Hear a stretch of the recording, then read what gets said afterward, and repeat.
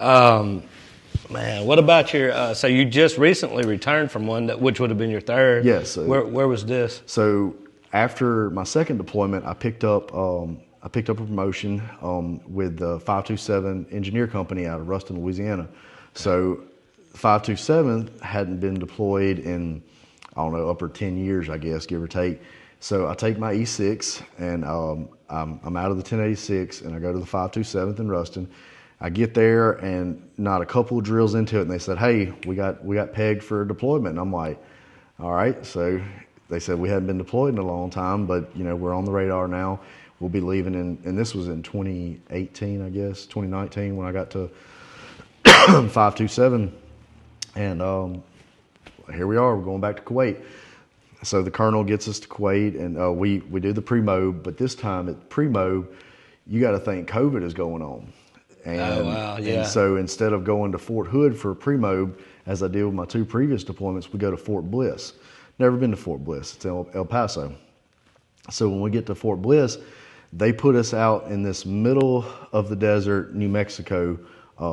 Fort Bliss is right on the border of New Mexico. So they send us to this place called Camp McGregor. Camp McGregor is out in the middle of nowhere, just the mountains. And so we have to wear a mask. It's so much to it, and not only do you not like pre-mobilization, you really don't like it now because it's 6 foot apart, it's mask up, it's So when we did all our training that you have to do, we went to one building, and you did the one training, like you'd eat there, you'd train there, you get COVID tested there, to keep us separated from other units and stuff like that, because they didn't want anybody to. I mean, it was crucial for us to get overseas because there's a unit over there that's already been there 9 months and they're ready to come home and see their family. So if we get delayed because of COVID, then we're just, we're messing the whole system up. So it was not too fun. Well, you could have probably taught it that third time that you went. You could have probably taught pre-deployment. Yeah, we had to teach some classes, and that's where it kind of comes along full circle that, my first deployment, I was that young private specialist that, was ignorant, didn't know anything. And second deployment, I'm a sergeant. So you have a little bit more say-so as far as leading troops, and Joes is what you call them. And so we're training troops. And so then on my third deployment, I'm a staff sergeant. And so now it's more of, administrative and trying to, hey, this is what I've done. This you might not do it the exact same as me, but this is my experiences of it, and this is what I find worked the best. So you get to see it from a whole different perspective. Yeah. And I'm sure. Yeah. And so this deployment was pretty taxing as far as as manual labor was my second deployment was the hardest. This one, administratively, it was a lot more to it because.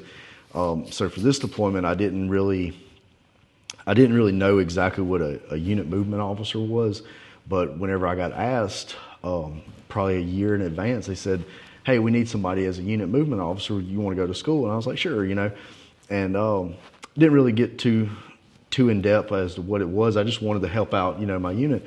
So they sent me to Austin, Texas for a few weeks to get certified as a unit movement officer. Well, lo and behold, this job entails moving not only people, but all the equipment. So me and another guy got tasked out with moving our whole battalion's pieces of equipment. We had to label it, book the vessels, get the stuff from Ruston to the port, and from the port to Kuwait. Once we got to Kuwait, now we inventoried all our stuff, and then we had to ship it out to several different countries. So here we are getting ready to come home. And now we have to pull our equipment back from these other countries, get it bagged and tagged, and get it booked on these vessels. Wow, you talk about a tasking. And in the middle of this, Afghanistan is shutting down, so you have all these troops coming in, and like I said, it would make you pull your hair out. And you're talking about, I'm sure, billions of dollars in equipment. Yes, 100%. You're absolutely right, and it just.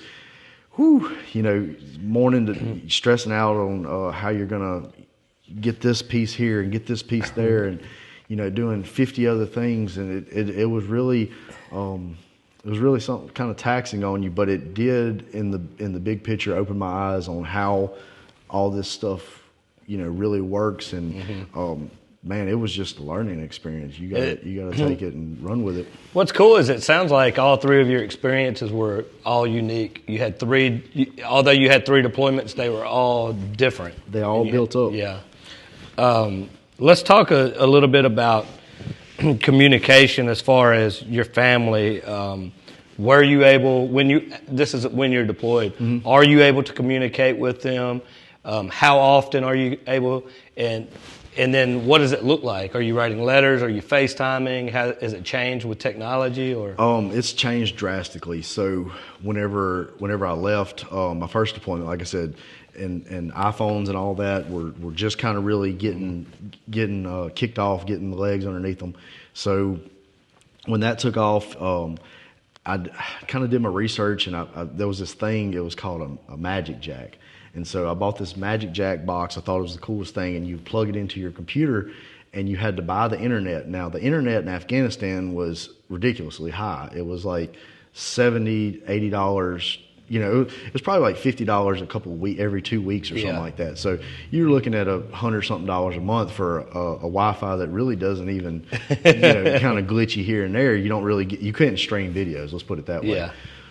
So when I bought this Magic Jack thing, I'd plug it into my computer. I'd hook up to this shaky Wi-Fi, and I'd call, and it would be a random number. So I told my family, like, look, when this random just number, it's not a telemarketer, it's me. So you couldn't really catch into it. So FaceTime really wasn't a thing. I had a webcam, and I could talk to my family here and there.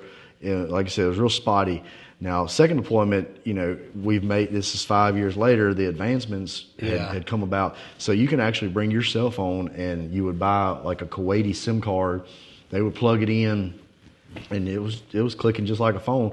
You paid a little bit more for Wi-Fi service, but you had to turn your cell phone service off. So I was able to FaceTime every day, and it was nice. Sure, that made it a lot easier. Yeah, my grandmother and my mom and them like that, they still write cards and letters to me, so that's something I always keep and hold tight to me, and I keep them in my binders and stuff like that for down the road, because I always thought that was. Oh yeah, you'll keep them forever. Oh yeah, and I would, me personally, I like to write letters, and I would get postcards and stuff like that. So I'd write letters to my to my family and stuff like that, and do that. So it was pretty cool. Talk a little bit about the bond that you made with your fellow soldiers. Yeah, so you got people from all walks of life. It's crazy that you come and you go to train with these people once a month, and you might not jive with a few of them here and there and the other, and it's kind of like a family. You're not gonna always get along with everybody. Some people might do different, this, that, and the other. But I found in Afghanistan, the group that we were with, you're on top of each other. You're housed up. You're bunked up. Yeah. You have to learn how to operate in these systems with somebody sleeping to your left and to your right or above you. You actually come pretty tight with these guys. I had a few guys from around the Mislu area. We all deployed, and but the majority of everybody on my first deployment was from Ville Platte and Eunice and Opelousas and all that stuff. So a lot of Cajuns, not really too many people from North Louisiana, and a few people from Texas and stuff like that. So now being like from in the Ruston unit now, everybody's from Monroe, West Monroe, all this mess. And we had a handful of people from South Louisiana who volunteered and all that. But the bonds you make with some of these people, I have some of my best friends that, I would have never expected it. And, it's something that you always, y'all have that connection, that y'all went through the thicks and the thins and ups and downs overseas, and, helping each other out whichever way is necessary just to make it on through. Sometimes you got these guys, girls that are going through a tough time, that, they've never been away from their family. They've never done this. So you kind of got to give a little, life changes whenever you're gone, believe it or not. And that's kind of the hardest part, is they get into a routine. You come back home and you want to get back into it, but you've been gone. You don't take the kids to school. You don't buy the groceries. You don't mow the yard. So I've realized I just have to step back and observe and look at the big picture and see how things are and going, you sort and of then just ease kind of back in. insert myself back into Yeah. it. And now that I've done that, it's you learn how to do these things. Well, I could get used to not cutting grass. Man, I love it. It's my thing to Before after this, we'll take another little quick break. But let's talk about your emotions whenever you've been gone on deployment and you're on that. Take me inside your mind when you're on the plane home. What are you feeling? Man, it's a feeling like no other. And like I said, I've been a part of many trips overseas, and it's a long journey from Fort Hood or Fort Bliss. It's roughly, let's say, 20 plus hours on a plane. You'll leave and you'll go and you'll probably drop off in Germany or Ireland or something like that after about a 8-hour leg of the flight. And you're like, all right, we're in another continent now. We're on another country. And then you fly into Afghanistan or Kuwait or whatnot. So you endure these long months and all this. And whenever you get on that plane and it sucker takes off, man, it's like a relief. It's like a weight lifted off of your shoulders. And then I'll never forget all 3 times when you come home, you land and you see grass, and it's just, man,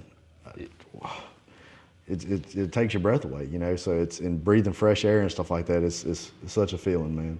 And getting off that plane, yeah, I'm sure, it's and overwhelming. Seeing family. Oh yeah.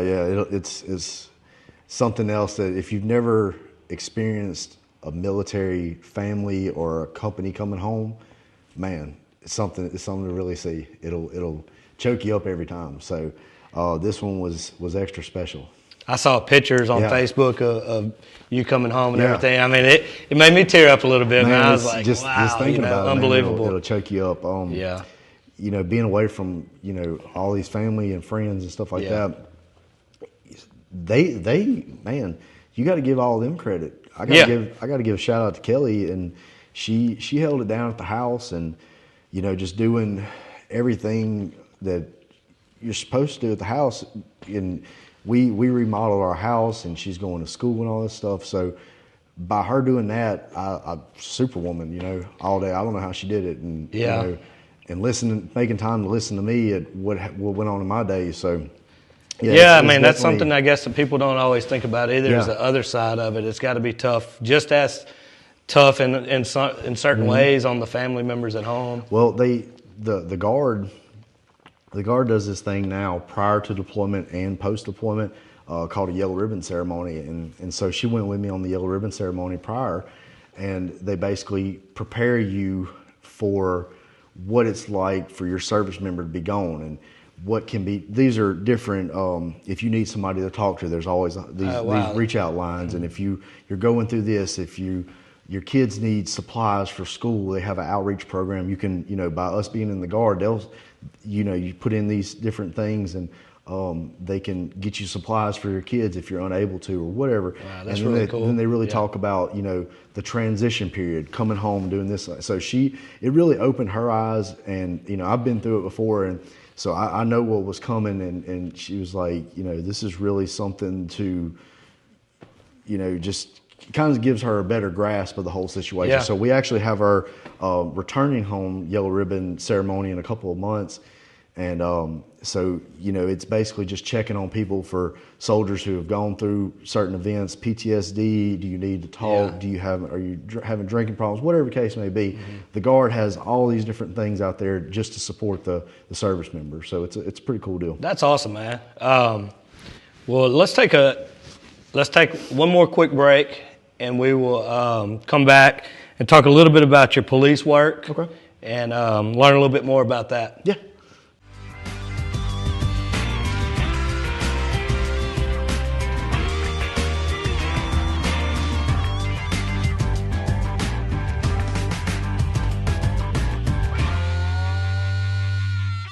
From regular family checkups to sedation dentistry, orthodontics and cosmetic dentistry, experience dental care the way it was meant to be.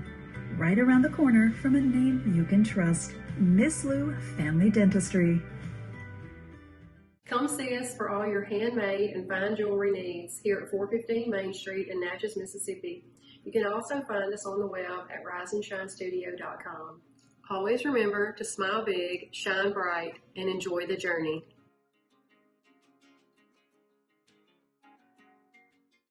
Hey guys, Ronnie Calhoun here. We just wanted to take a moment to recognize our awesome partners who make this show possible. Trinity Medical Center, Miss Lou Family Dentistry, Sabrina Dore Agency, Hampton Inn and Suites Natchez, Hicks Chicks, Go Mart and On the Go Deli, Rolling in the Dough, Rise and Shine Studio, Concordia Bank and Trust, member FDIC, and Ellard Physical Therapy.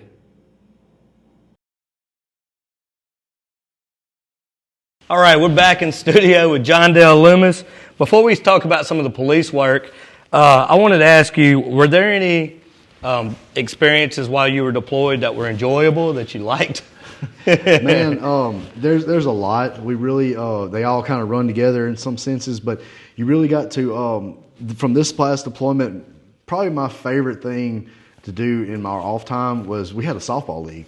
So in Kuwait, they actually made like a small softball field and with the AstroTurf and really put some upgrades into it. So we got to compete against, they did softball signups, and every company that was stationed in Kuwait got to, come up with a team and a team name. And so we got to compete against, the Arkansas National Guard, a Tennessee National Guard, an active duty unit out of wherever. That's fun. So it really did good. And we had a bunch of big hitters, and we went pretty far into the playoffs, and then we got knocked out because of injuries and stuff like that. But it was it was a shortened field, and so we were all hitting dingers every day, and it was fun. And That's when awesome. you really got your unit to come out, the ones that didn't play softball come out and really get behind you in the crowd, and there's a lot of smack talking. I thought that was probably one of the highlights of my deployment. It's that's really cool. Pretty cool stress reliever. But they have the USO. They have the USOs and all these different bases and stuff like that.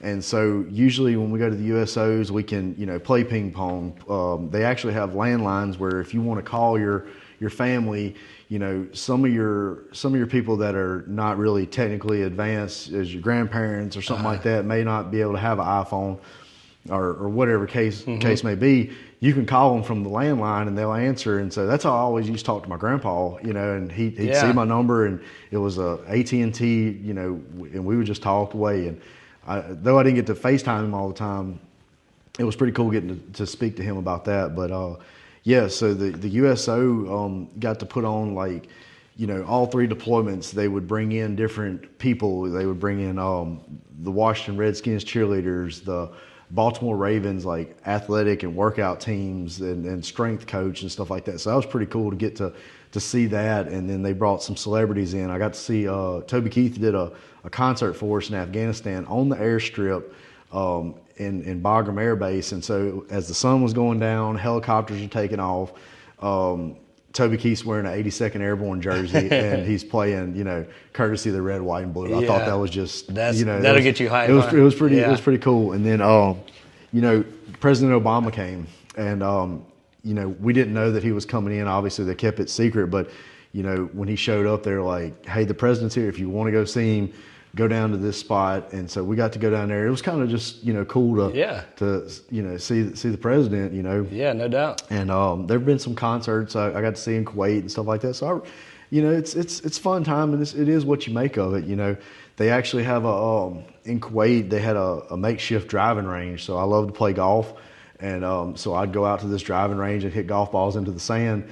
And unfortunately, you had to go out there and pick up your own balls. But I mean, last place you wanted to be was in the sand, huh? Yeah. So I mean, I'd go out there, I'd hit 50 or 100 balls, and I'd go out there with my little bucket and pick them up, and come back. And so we really got into this deployment. So yeah. Well, that's cool. I mean, there's some positives in it. Yeah, there's some positives. Definitely. Enough to keep you going, I guess. Oh yeah. Well, let's shift gears a little bit, and let's talk about the police work. How long have you been in the police? So I got. How long have you been with the sheriff's department? Been with the sheriff's department going on about 3 years now. Prior to Okay. that, I got in with Vidalia Police Department. Okay. I started in Vidalia. Went to the academy in 2015 in Baton Rouge. So did the academy in Baton Rouge at Capital Area Regional Training Academy. So me and a couple of guys did that. Came back, worked the streets of Vidalia for a while, and then moved over to the sheriff's office, and that's where I'm currently at as road deputy. So. Okay. Enjoy that, man. It's a whole nother world. Well, so let's talk about some of the similarities and some of the differences between military and police work. Yeah. So first off, like with the law enforcement military comparison, me, I personally like to wear the uniform. I like to carry myself, and I look at when you put these uniforms on. You represent something a little bit more than yourself, and so it's kind of how you carry yourself, how you polish your boots, how you wear your shirts and all this stuff, and looking presentable to the public and whatnot. And so for law enforcement, it has its ups and downs. Obviously, with anything, there's your good days, there's your bad days, there's the early mornings and the late nights. I've kind of had a taste of it all, but at the end of the day, when you really get to one, either help somebody out, or two, somebody comes to, because people are coming to you with their problems, and it's your job to take that and see they're entrusting you to help them out and figure out whatever situation it is. So if you have a case of some elderly people, something's they've done them wrong, and you can get that taken care of and fix them, and it puts a smile on their face. Man, it's pretty rewarding to me. So your problem-solving skills from the military probably transfer. That's probably one of the transferable skills. Absolutely. And the critical thinking. Yeah, I mean, and it's funny if you can work that verbal judo, and you can talk yourself out of different. You figure out people's situations and stuff like that instead of just going headstrong and doing this and that and the other. But if you can, it's all how you interact and talk with people. And a lot of people might not understand what's going on, but if you can de-escalate the situation, bring it down, make it comprehend to their level, and not trying to insult anybody, but sometimes you have to let's break it down and let's. Yeah, people are emotional. Yeah. And if you can, you got to keep a level head on this. Yeah, you're not usually called out when things are good. Yeah. You're coming to everybody's worst moment or worst day. And so being able to help somebody who's might be sick or might be it's the highs and the lows of the job, CPR and trying to get somebody to the hospital or trying to. So you just kind of, it's a lot to take in, but once you kind of get a grasp on it and run with it, it can be very rewarding. Well, what would you say what do you enjoy the most about being an officer or a deputy? The most about it is, I like the camaraderie with my guys, and putting our minds together to go and trying to take care of whatever situation might be at hand. If in working together, like when you work together on a traffic accident or trying to solve these different crimes or something like that, it actually is a good feeling when it all comes full circle and you got your resources and your help and stuff like that. So it's pretty cool. But I really just I like going out into the community, and I have no problem stopping and talking, and sometimes I get hemmed up for a little while, talking to different people here and there. But that's probably my favorite parts of the job and stuff like that. Seeing the light on kids' faces sometimes. When you walk into different places, they look up to you, and You remember being that kid? Oh yeah, I remember being that kid. So and I had no problem. I let a kid hop in the car and turn on lights and do buttons and stuff like that. So yeah, that's cool, man. That's I really like that. What's something that you wish that more people understood about being a police officer? Man, we're all human. We're all human, and I make mistakes. We all make mistakes and stuff like that. But in the times we live in, I find it. You just need to listen to people and not just come in with a one-track mind and kind of be set in your ways, but to actually listen, understand, let's comprehend, let's talk about it. You know, there's a lot of tension in this world and with law enforcement in the community and stuff like that. So if you get out there and you do a little bit of community policing and listen to people and help and stuff like that, and you know, it can go a long way. It's really how you present yourself and how do you treat people. So if you were speaking to, say, a high school today, what would you tell the kids about a potential career in military or police work? So with military and stuff like that, I was a kid, a young man who didn't really have an idea, a clue what I wanted to do in life. And I really just, you know, looked out there and said, let's give it a whirl, see what it is. Because when you sign that contract, they got you for, you know, 4 to 6 years kind of deal. And when I looked at it, I didn't know that they would pay for my college, give me money. I didn't know that these benefits would be out there. I didn't know that the health care, I didn't know, the insurance and all that stuff. These you weren't thinking about stuff like that. I was just thinking about, you know, be honest with you know, make a little money on the side and serve my country and, you know, look sharp in a uniform kind of deal. That's really where my mind was with it. But once I got into it and got a grasp on it and took off with it, it's something that I would do 100 times over, like I said. And it's benefited not only me, but my family. And even when I get out of the Guard, I can take X amount of hours and stuff like that and transfer it to my kids. And they can go to college for free. I can transfer it to my wife. She can finish up her degree and all. Anything. I didn't even realize that. Yeah. Oh yeah. So she's enrolled in school right now, and I can transfer.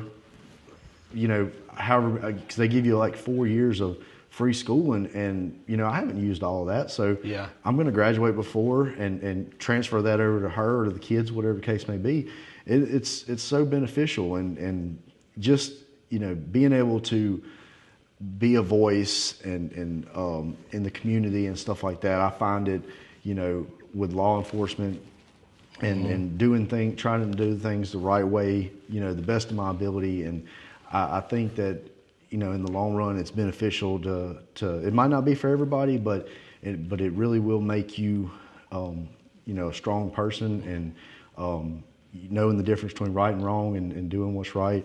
And I find that to be, you know, one of the most pleasurable things about both law enforcement and military.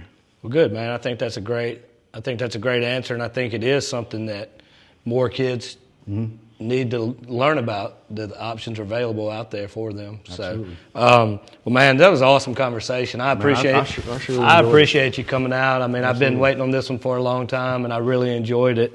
I want to say thanks to all of our viewers. I hope everyone enjoyed this as much as I did. Thanks to our partners who make these interviews possible, because without them, we can't do this. So thank you to everyone involved.